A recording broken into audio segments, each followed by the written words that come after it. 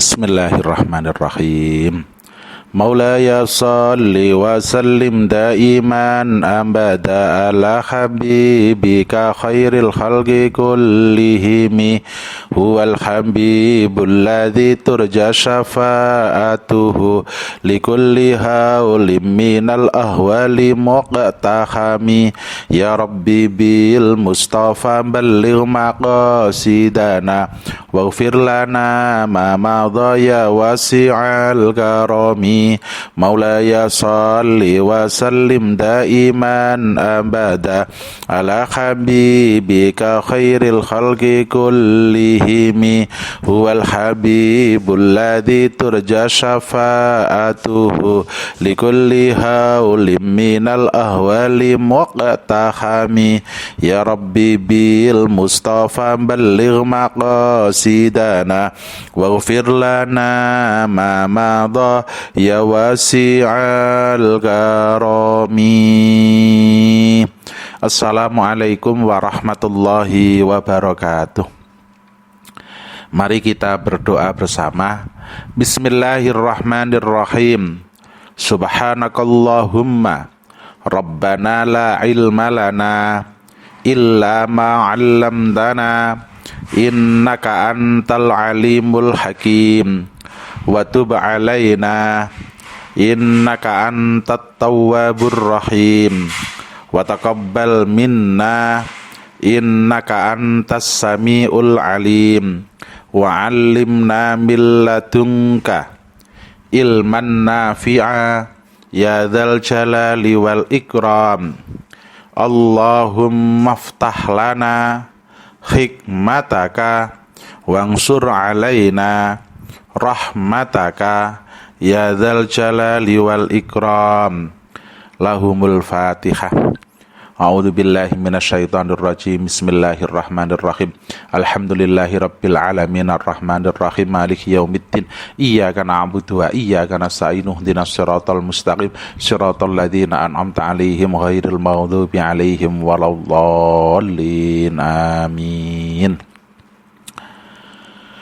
Bismillahirrahmanirrahim. Alhamdulillahi rabbil alamin. Wassalatu wassalamu ala sayyidina Muhammadin sayyidil mursalin wa ala alihi wa ashabihi ajmain.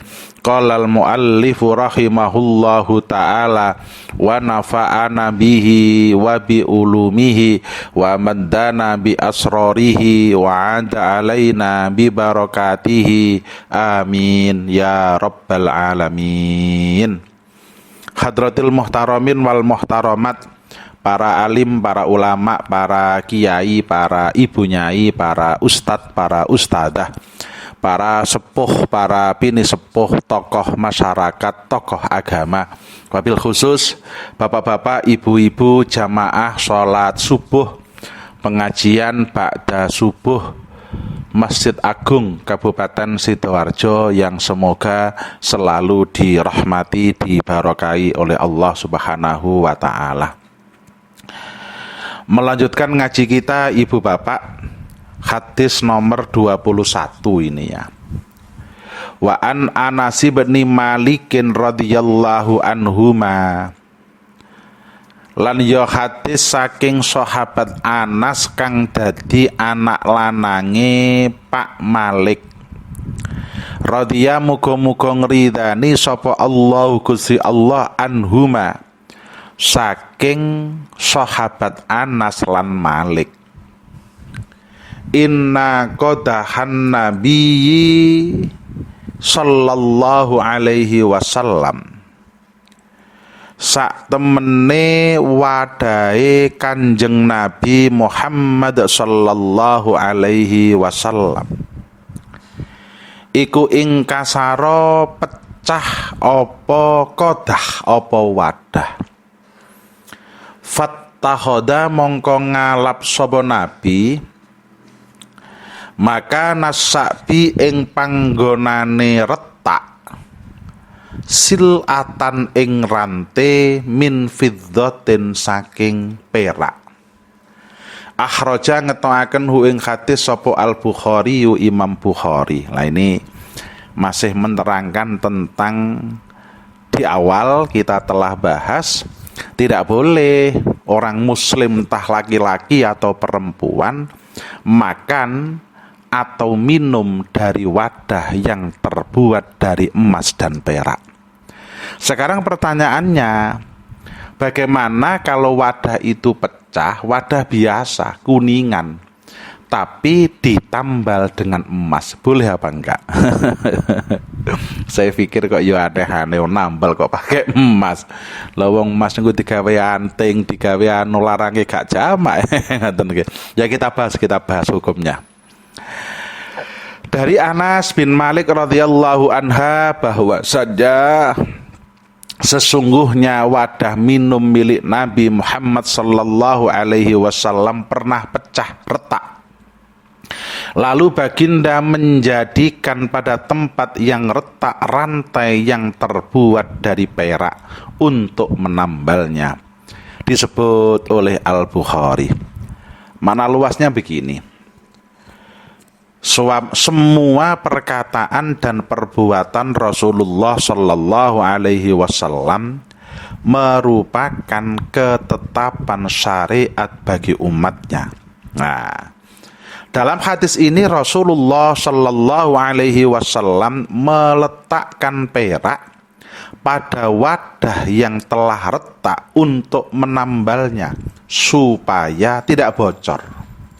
Ini menunjukkan bahwa ini dibolehkan.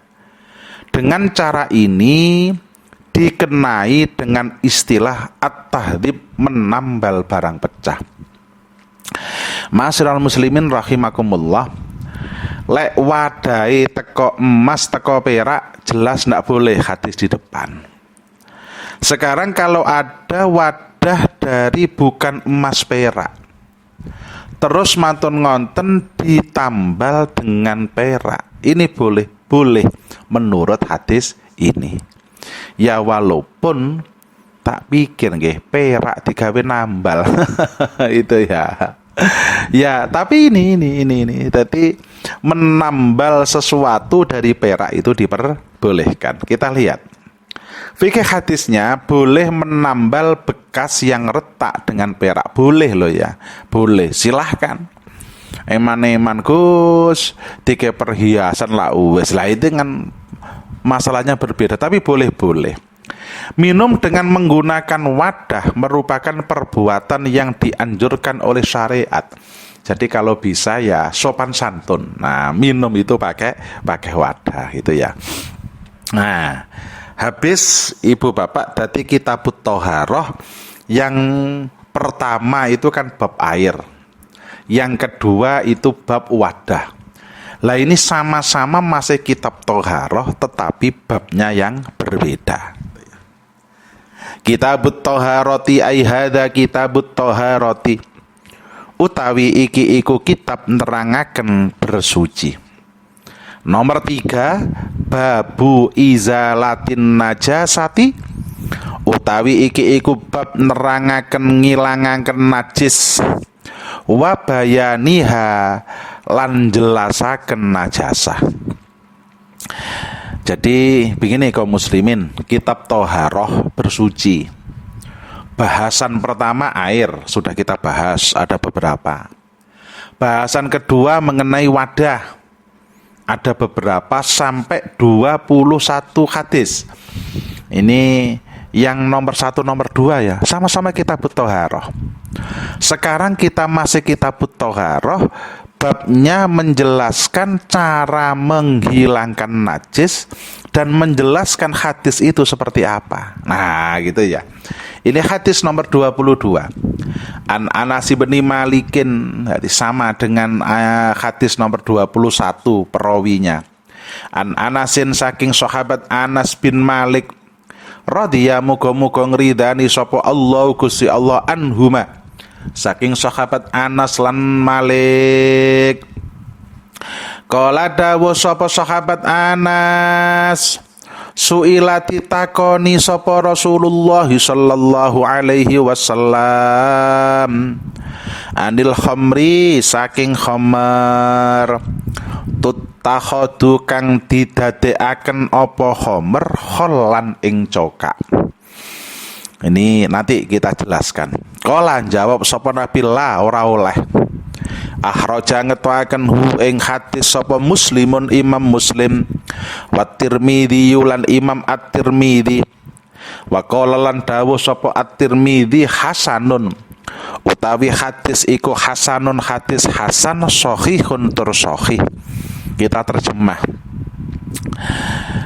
dari Anas Ibnu Malik radhiyallahu anhuma berkata, Rasulullah sallallahu alaihi wasallam pernah ditanya tentang khamr, minuman memabukkan yang dijadikan cuka. Beliau bersabda, tidak boleh. Riwayat Muslim dan Tirmidzi. Menurut Tirmidzi hadis ini hasan dan sahih. Ma'asyiral muslimin rahimakumullah, ini dikaji tenan loh nggih. Karena dulu waktu kita di pondok ngoten nggih, mungkin para jamaah juga sudah sering mengenal ngoten ya. Di pondok itu saya juga pernah diterangkan bahwasannya khamr itu kalau dibiarkan lama-lama berfermentasi menjadi cuka, maka itu najisnya hilang, boleh ngoten. Tapi saya juga bertanya. Saya nggih pangapunten Pak, nggih rada sombong. Lek nginep dhewe ya gak duwe dhuwit, tapi diinepkan kantor gitu ya. Kadang-kadang kan diinepkan tuh di hotel-hotel berbintang yang bintangnya itu banyak gitu ya. Segampang lah, salah satunya saya pernah diinapkan ya, beberapa kali diinapkan di Hotel Shangri-La. Wah itu kan hotel bintang sekian kalau gak paham. Wong galek nuroni tok ngoten lho. Lah di sana itu ada memang legal mungkin ya. Ada menjual khamr, menjual minuman keras. Ya karena penasaran dari makan itu lewat depannya saya tanya, Mas, itu kok harganya mahal? Itu kok lebih mahal lagi? Mahal Pak, tiba ini satu botol ada yang 800.000 1 juta sekian. Nah, biasanya tuku Sprite, tuku Fanta harganya 12.000 lah, itu kok harganya saya tanya, kok bisa lebih mahal? Iya Pak, ini karena sudah sangat lama. Jadi kalau perasan anggur itu sudah sangat lama, itu jauh lebih memabukkan. Nanti kita bahas. Tapi ini makanya kalau ya berpikir, dulu saya diterangkan kiai-kiai itu, kalau khamr itu dibiarkan lama-lama kok menjadi cuka, itu boleh untuk dipakai. Lah ini makanya kita bahas ya. Ini betul-betul awake dhewe untuk berpikir. Baginda memberi Rasulullah ya menentukan kalimat yang Rasulullah Shallallahu Alaihi Wasallam telah menuturkan kalimat-kalimat yang kemudian diabadikan oleh sejarah. Kesemuanya merupakan nasihat dan pengajaran. Pada suatu hari Baginda pernah ditanya mengenai hukum pembuatan cuka yang dibuat dari khamr. Baginda memberikan jawaban bahwa itu tidak boleh dilakukan. Para ulama mentakwil makna hadis ini dengan mengemukakan pendapat masing-masing, sebagaimana yang akan disebutkan dalam fikih hadis berikut. Nah, ini kita akan lihat benar ini ya. Yang pertama, tidak boleh membuat cuka dari khamr. Khamr tidak menjadi suci dengan dijadikan cuka melalui proses yang dilakukan oleh manusia. Inilah pendapat madhab Imam Syafi'i dan Imam Ahmad bin Hambal. Karena ada hadis yang menyuruh menumpahkan khamr. Oleh karena itu, tidak menumpahkan khamr dan memprosesnya menjadi cuka merupakan perbuatan durhaka yang tidak akan mensucikan cuka itu. Jadi ini pendapatnya Imam Syafi'i sama Imam Ahmad bin Hambal. Kalau memang khamr itu diproses kemudian menjadi cuka, maka cukanya itu berhukum tidak boleh. Tapi kaum muslimin rahimakumullah, jangan digebyahuyah ya. Nopo gebyahuyah itu bahasa Indonesia nih. Jangan disamakan semua. Loh Gus, lah cuka yang ada di bakso-bakso itu kadang-kadang kan dikasih cuka ya, dikasih cuka. Itu gimana hukumnya? Apa ndak boleh? Lah ini pertanyaan yang bagus. Kita lihat cuka itu dibuat dari apa gitu loh Pak.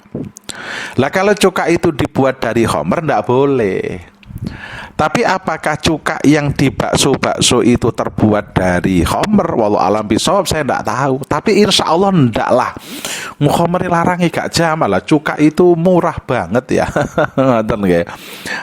Ini saya jelaskan nanti biar tidak salah tanggap loh. Berarti cuka yang di bakso-bakso itu ndak boleh.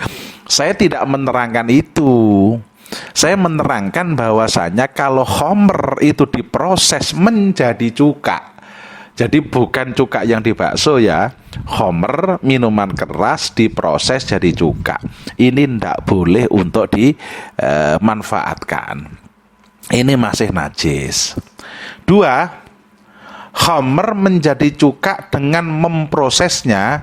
Khamr menjadi suci dengan memprosesnya menjadi cuka.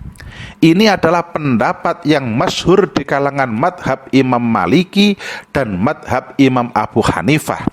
Karena khamr telah berubah menjadi sesuatu yang bermanfaat. Ini pendapat betul, pendapatnya Imam Maliki, Imam Abu Hanifah. Kalau khamr itu telah diproses dan betul-betul menjadi cuka, tidak memabukkan, maka itu suci. Maka itu boleh untuk dikonsumsi. Ini pendapatnya dari Imam Abu Hanifah dan Imam Al-Maliki. Ya, niki makane. Jadi yo ngaji niku yang serius, sing tenanan loh. Karena ini ada ini ngoten nggih.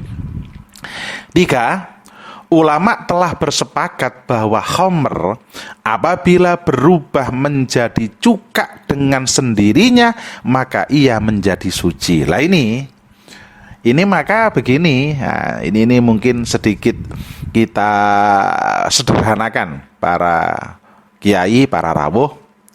Cuka itu kok dibiarkan seret. Oh kok cuka sih, kebalik.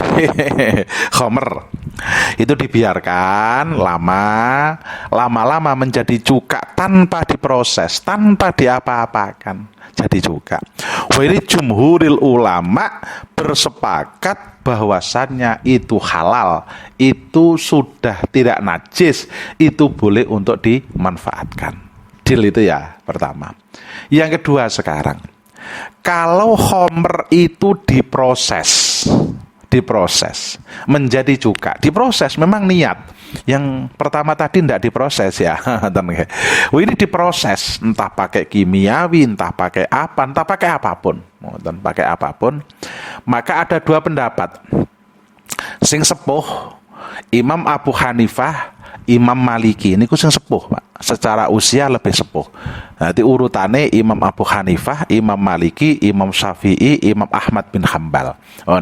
Imam Hanifah, Imam Maliki mengatakan boleh, sah, oleh. Karena sudah berubah menjadi sesuatu yang bermanfaat. Ndak najis, boleh dimakan. Ojo gemeng-gemeng loh Pak. Imam Maliki itu gurunya Imam Syafi'i. Tadi wah gak podo Imam Syafi'i salah. Lu sarane sapa? Belum tentu lah. Ini Imam Maliki juga tidak kalah ngalim Pak dengan Imam Syafi'i lo jenengan iku kadang-kadang nggih podo mbek kula sangke kita itu wis harus Syafi'iyah terus ngono. Tapi ini pendapat. Lah baru ini pendapatnya Imam Syafi'i, Imam Ahmad bin Hambal, kalau khamr itu diproses menjadi cuka maka tetap najis dan tidak boleh untuk dimanfaatkan. Jadi ada minimal ya, kalau kita sederhanakan, pendapat pertama tanpa diproses ini empatnya madhab sepakat itu suci, tapi kalau diproses ada dua perbedaan yang sangat mencolok, dua kutub. Imam Abu Hanifah, Imam Maliki tidak boleh, Imam Syafi'i, Imam Ahmad bin Hambal boleh. Nah ini luar biasa. Rabbi fangfa'na bi barakatihim wahdinal husna bi hurmatihim wa amitna fi tariqatihim wa mu'afatim minal fitani. Rabbi fangfa'na bi barakatihim wahdinal husna bi hurmatihim wa amitna fi tariqatihim wa mu'afatim minal fitani. Mari kita berdoa. Bismillahirrahmanirrahim. Allahumma inni astaudiuka ma 'allamtanihi fardudhu ilayya inda hajati ilaihi wala tunsinihi ya rabbal alamin. Dibaca bersama. Subhanakallahumma wa bihamdika asyhadu an la ilaha illa anta astaghfiruka wa atubu ilaik. Assalamualaikum warahmatullahi wabarakatuh.